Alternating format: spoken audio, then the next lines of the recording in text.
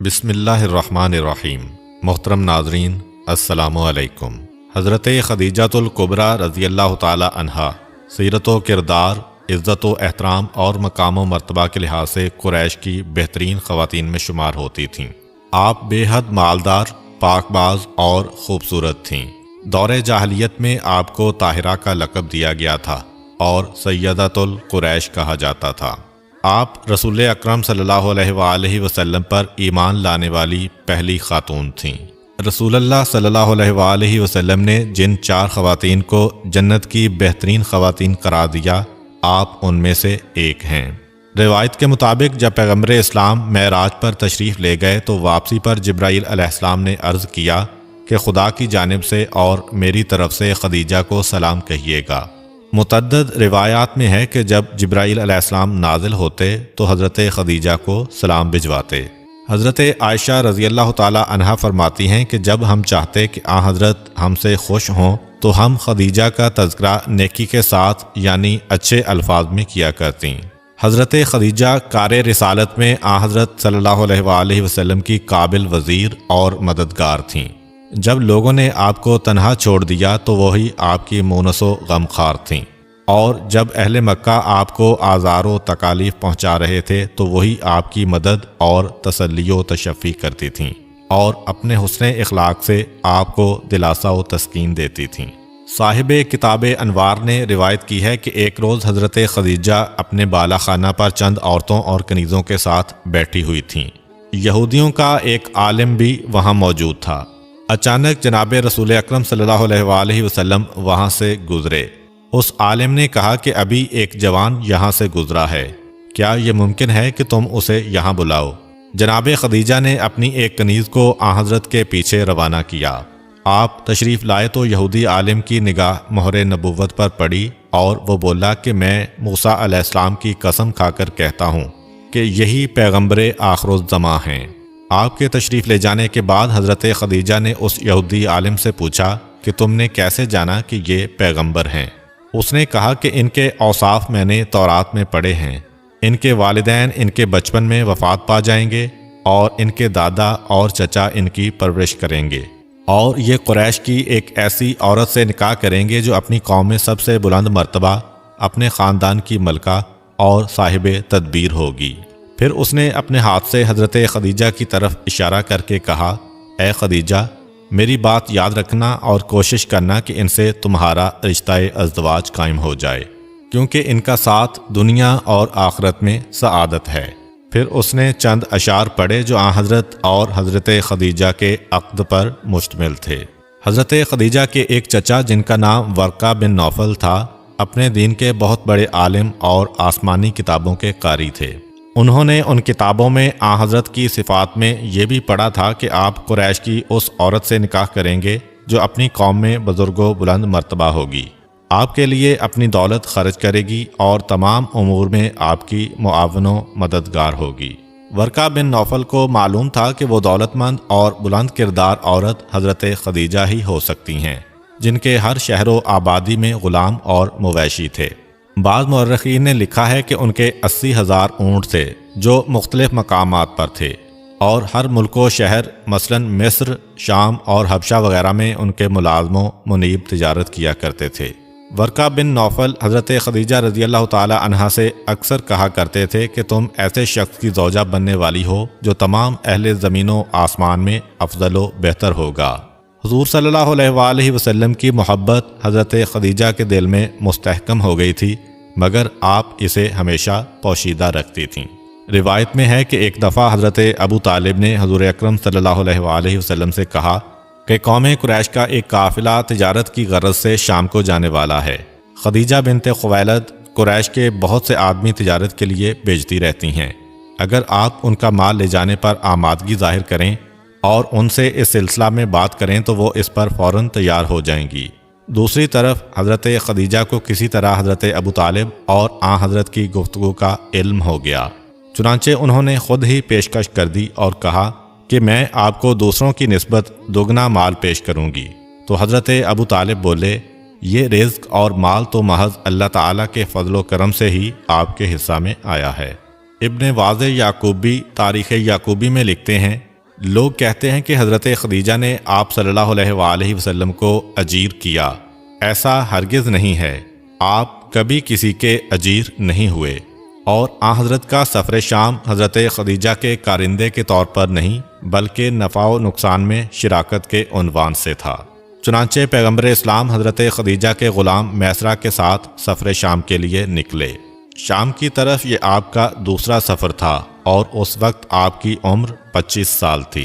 پہلا سفر آپ نے بچپن میں اپنے چچا حضرت ابو طالب کے ساتھ کیا تھا۔ روایت میں ہے کہ آپ کا قافلہ جب بصرہ پہنچا تو آپ نے ایک درخت کے نیچے قیام فرمایا۔ نستورہ نامی راہب نے یہ دیکھا تو کہا کہ اس درخت کے نیچے آج تک سوائے نبی کے اور کوئی نہیں ٹھہرا۔ پھر آپ کی مبارک آنکھوں کی زیارت کر کے میسرہ سے پوچھا کہ آپ کی آنکھوں میں جو باریک سرخ داریاں ہیں وہ وقتی ہیں یا ہمیشہ یوں ہی رہتی ہیں؟ اس نے کہا کہ ہمیشہ یوں ہی رہتی ہیں۔ نستورہ بولا کہ یہ آخر الزمان نبی اور خاتم الانبیاء ہیں۔ سرور انبیاء نے شام میں مال تجارت فروخت کیا۔ ایک شخص نے کسی معاملے میں عداوت کرتے ہوئے کہا کہ لات و عزیٰ کی قسم کھائیے۔ آپ نے فرمایا میں نے کبھی ان کی قسم کھائی ہے نہ کبھی ان کی طرف رجوع کیا ہے۔ اس نے میسرہ سے کہا کہ بخدا یہ نبی ہیں اور ہمارے علماء ان کی صفات و علامات کو اپنی کتب میں لکھا ہوا پاتے ہیں۔ میسرہ دیکھتا تھا کہ دوپہر کے وقت جب گرمی عروج پر ہوتی تو 2 فرشتے آپ پر سایہ فگن ہوتے۔ اس نے یہ سارے عجائب یاد رکھے اور واپسی پر حضرت خدیجہ سے بیان کیے۔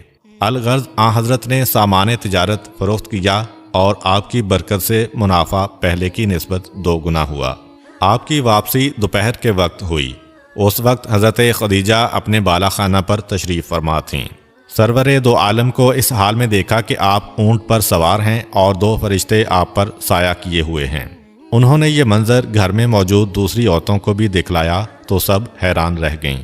پیغمبر اسلام ان کے پاس پہنچے اور سفر میں حاصل ہونے والے نفع کی تفصیلات بیان فرمائیں تو وہ بہت خوش ہوئیں۔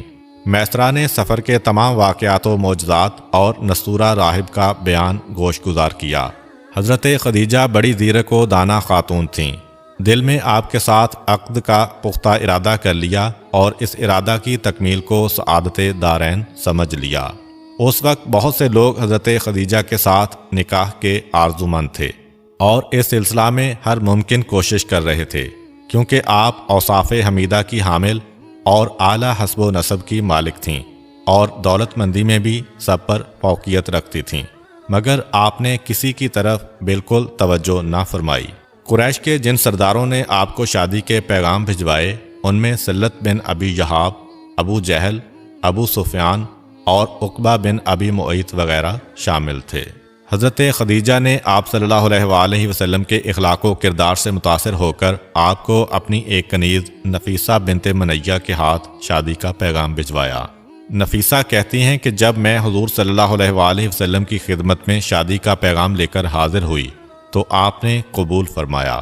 نفیسہ نے واپس جا کر حضرت خدیجہ کو سرکار دو عالم کی رضامندی کا مجدہ سنایا تو انہوں نے ایک شخص کے ذریعے آپ کو پیغام بھیجا کہ فلاں وقت اپنے خاندان کے اکابرین کے ساتھ میرے غریب خانہ پر نکاح کے لیے تشریف لائیے، اور ایک آدمی اپنے چچا عمرو بن اسد کی طرف روانہ کیا کہ نکاح کے ولی بن کر عقد کریں۔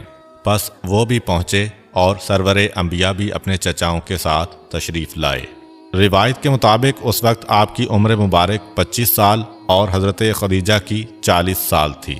ابو الحسین بن فارس روایت کرتے ہیں کہ پیغمبر اسلام صلی اللہ علیہ وآلہ وسلم اور حضرت خدیجہ رضی اللہ تعالی عنہا کا نکاح پیغمبر اسلام کے چچا حضرت ابو طالب نے پڑھایا تھا۔ حضرت خدیجہ کا مہر 12 اونس سونا اور 25 اونٹ مقرر ہوا، جسے حضرت ابو طالب نے اسی وقت ادا کر دیا۔ یہ واقعہ 27 قبل از ہجرت اور 595 عیسوی کا ہے۔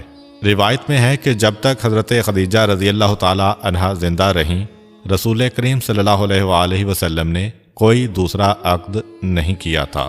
یہ بھی واضح کر دیں کہ بعض لوگوں کا یہ کہنا بے بنیاد اور غلط ہے کہ حضرت خدیجہ نے حضور کے عقد میں آنے سے پہلے 2 شادیاں کی تھیں اور دونوں خاوندوں سے آپ کی اولاد بھی تھی۔